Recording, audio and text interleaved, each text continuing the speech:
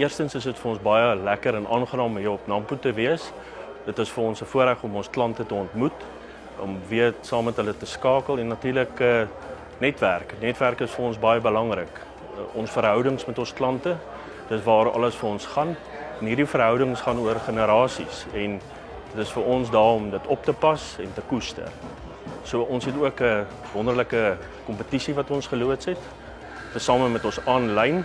Ons aanlyn het meer as 10.500 produkte en ons het besluit almal wat registreer om 'n gelukkige trekking te doen rondom die toets wat op pad is tussen Suid-Afrika en Ierland en ons het besluit om elke dag 2 uur toetskaartjies weg te gee vir diegene wat ingeskryf het. So elke dag, onthou, ons gee toetskaartjies weg vir 'n gelukkige wenner, dis 2 toetskaartjies.